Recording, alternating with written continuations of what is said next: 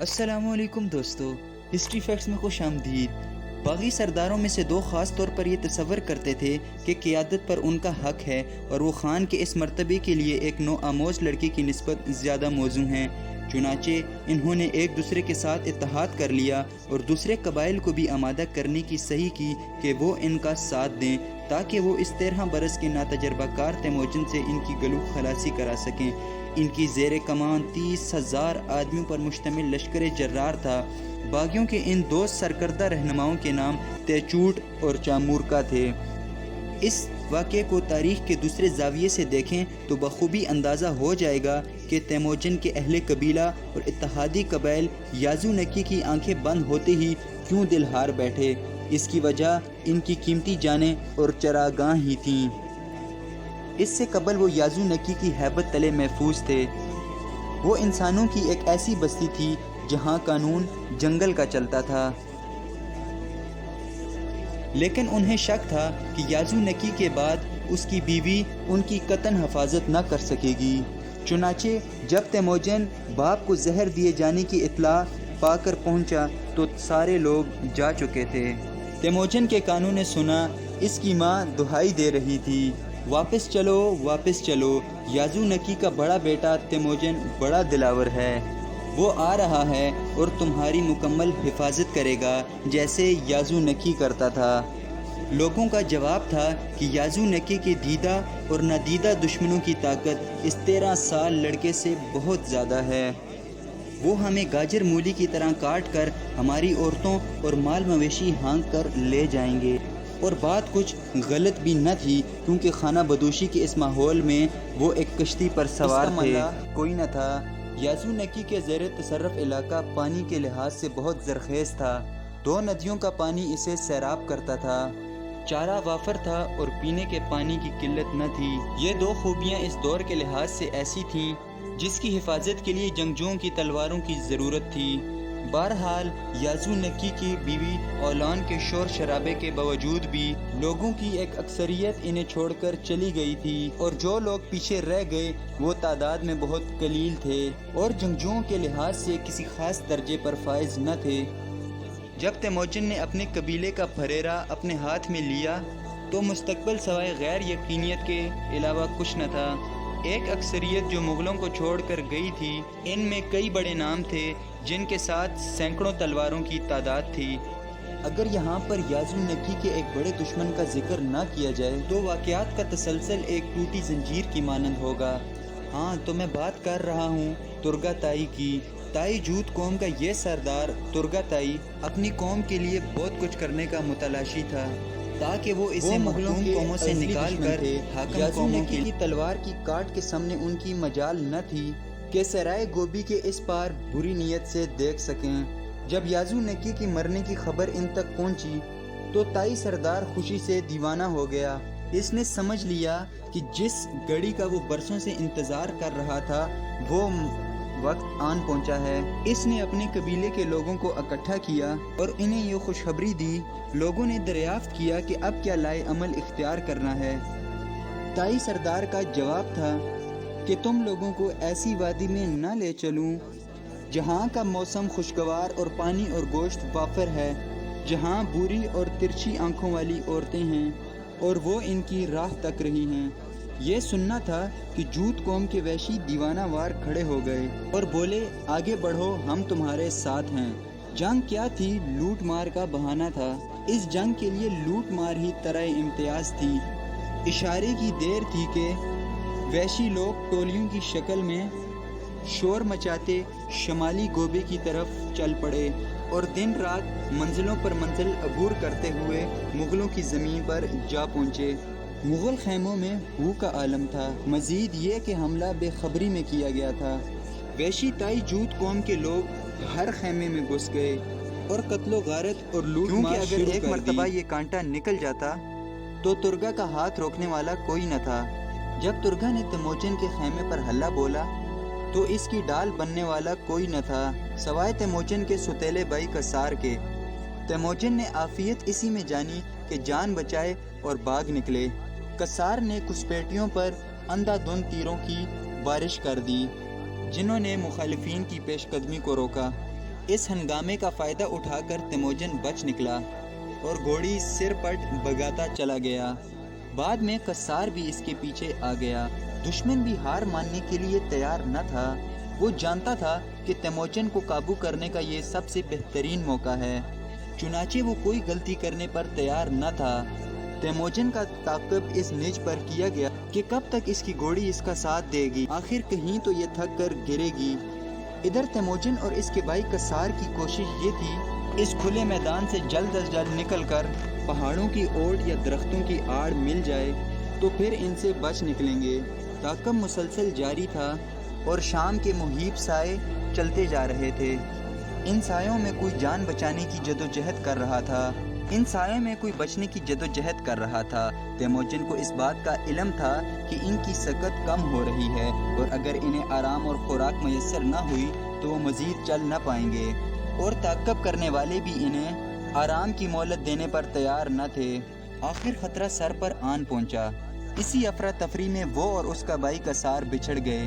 ہوا یہ کہ جب تعاقب کرنے والا دشمن سر پر پہنچا تو قصار دائیں طرف نکل گیا اور تیموجن کو مڑ کر آنے کا کوئی اشارہ نہ دیا، جس کی وجہ سے تیموجن گھوڑا دوڑاتا سیدھا نکل گیا۔ تیموجن آگے بڑھا تو سامنے ایک پہاڑ پایا۔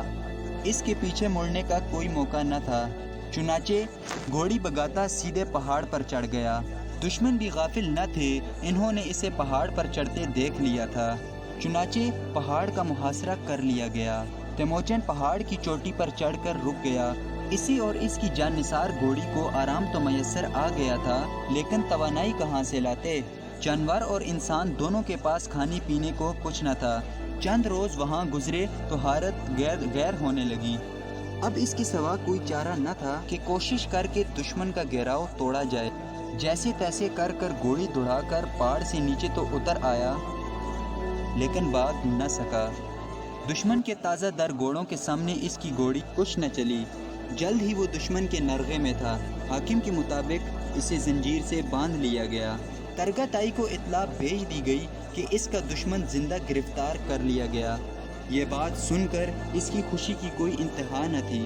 کام ہو جانے پر واپسی کا اعلان ہوا۔ تائی چوت شور مچاتے اور ڈول بجاتے واپس چلے گئے۔ آج سب سے بڑا مال غنیمت ان کے پاس تیموجن کی شکل میں گھوڑے کی پیٹھ پر اوندا پڑا تھا۔ اسی ہاتھوں اور گردن سے منسلک ہتھکڑی بنائی تھی۔ آج موت اس کا مقدر تھی۔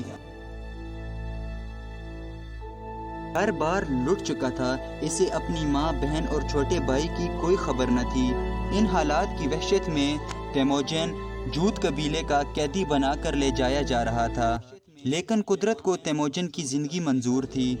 راستے میں جنگل اور ندی کے ماحول نے تھکے ہارے لشکر کو آرام کی ترغیب دی۔ تائی قوم نے چارے اور پانی سے فائدہ اٹھایا اور جنگل میں پڑاؤ ڈال دیا۔ قیدی تیموجن کو خیمے میں ہتھکڑی لٹا کر بٹھا دیا گیا اور پہرے پر ایک محافظ تعینات کر دیا۔ چند روز یوں ہی گزر گئے اور وحشی روزانہ رات کو فتح کے شادیانے بجاتے اور رقص کی محفل سجاتے۔ ایک رات جب سب نشے میں مست ہو کر گھوڑے بیچ کر سو رہے تھے تو چنگیز کو اپنے خیمے میں غیر معمولی خاموشی کا احساس ہوا۔ اسی احساس کے ساتھ خیمے سے باہر جھانکا تو اکلوتے محافظ کو بھی سوتے پایا۔ تیموجن نے ہتھکڑی کو ہتھیار کے طور پر استعمال کرنے کا سوچا اور محافظ کے سر پر دے مارا۔ وزنی ہتھکڑی نے محافظ کی نیند کو بے ہوشی میں بدل دیا اور تیموجن کو خیمے سے باہر جانے کا موقع مل گیا اور وہ بھاگ نکلا۔ میدان گزر گیا تو سر کنڈے آ گئے۔ سرکنڈوں میں ادھر ادھر محل وقوع کا جائزہ لے کر آگے نکلا تو ندی کو پایا۔ اسی اثناء میں پیچھے کی جانب سے شور بلند ہوا۔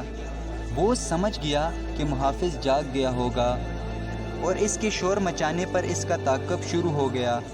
یکایک دوڑتے قدموں کی آواز انتہائی نزدیک آ گئی۔ اب تیموجن کے پاس اس کے سوا کوئی چارہ نہ تھا کہ وہ خود کو سرکنڈوں کے ساتھ ندی میں گرا دے۔ وہ ندی میں اس طرح لٹکا ہوا تھا کہ سر رات کے اندھیرے میں اور باقی جسم پانی میں تھا۔ وہ ادھر جھاڑیوں میں نہیں ہے، لازماً ندی کی طرف گیا ہوگا۔ کنارے کا چپا چپا چھان مارو، وہ یہیں ملے گا۔ پہرے دار اسے جگہ جگہ تلاش کر رہے تھے، لیکن وہ سب سے اوجھل رہا۔ ایک پہرے دار کی نظر اس مغل لڑکے پر پڑ گئی۔ لیکن وہ خاموش رہا اور آگے بڑھ گیا۔ تیموجن کے لیے یہ بات چونکا دینے والی تھی۔ رات کا اگلا پہر تھا، پہرے دار مایوس ہو کر لوٹ کر جا رہے تھے۔ اب تیموجن کے لیے موقع تھا کہ وہ آگے کی طرف روانہ ہو اور قسمت آزمائے، لیکن اس کی رگِ غیرت بھڑک اٹھی اور وہ اس کے محسن کے احسان کی وجہ پوچھے بغیر آگے کیسے جا سکتا تھا۔ اس کھڑے وقت میں تیموجن کی طرف سے شجاعت اور جواں مردی کا یہ مظاہرہ دیکھ کر پہرے دار حیران ہو گیا۔ اس نے اس اعلیٰ نسبی قیدی کی مدد کرنے کا فیصلہ کیا۔ اس نے اس کی ہتھکڑی کاٹنے کا بندوبست کیا تاکہ وہ بآسانی کہیں نکل سکے اور اپنی منزل پر جا پہنچے۔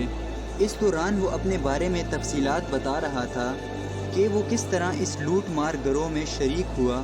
ان کی یہ کسر پسر چھپی نہ رہی۔ کہتے ہیں کہ دیواروں کے بھی کان ہوتے ہیں، اور خیموں میں تلاشی کا عمل شروع ہو گیا۔ ظاہر ہے اس بہادر کے بھی خیمے کی تلاشی لی جانی تھی۔ اس نے تیموجن کو روئی سے چکڑے ایک بستر میں چھپا دیا۔ گو روح کی گرمی جان لیوا تھی، لیکن بیچارے تیموجن کے پاس کوئی چارہ نہ تھا۔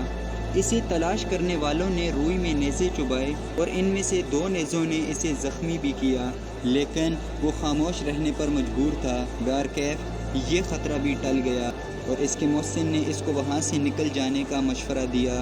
اسے گھوڑا، ایک تیر کمان اور تھوڑا سا کانا اور دودھ دے کر روانہ کیا۔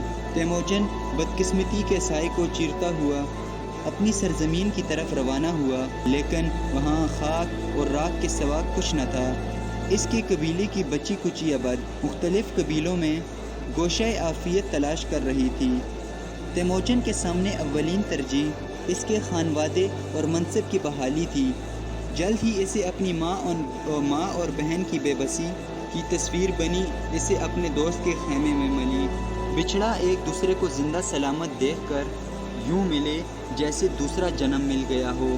تیموجن نے بھائی کسار کی حالت کے بارے میں دریافت کیا تو معلوم ہوا کہ نہ کھانے کو کچھ ہے اور نہ پینے کو۔ مچھلیوں اور گلیریوں کو پکڑ کر گزارا کر رہے ہیں۔ سواری کے لیے صرف 8 گھوڑوں کی قلیل تعداد ہے۔